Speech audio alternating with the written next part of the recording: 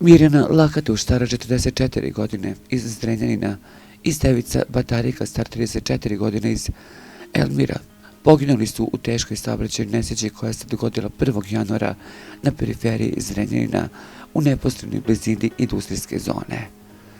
Do sudara je došlo oko 17 časova pod za sad nerazjašnjenim okolnostima.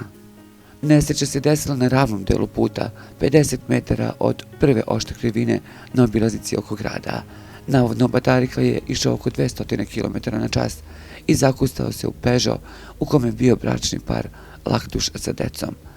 Kola je maltene pocepao, pa se zaustavio tek udarivši u banderu, navodi izvor. Očevidci su pozvali pomoć, a vatrogasci su morali da dođu i da seku lim kako bi izvukli Batariku iz vozila. 2 sata je trajalo izvlačenje.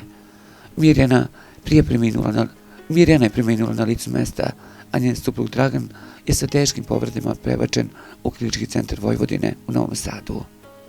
Navodno, porodica Lakatuš odmah popodneva krenula je kod Draganovih roditelja. Uputili su se decom da čestitaju Novu godinu roditeljima. Devojčica i dečak pukom srećom imaju lakše povrede, ali su svakako pretrpeli horor.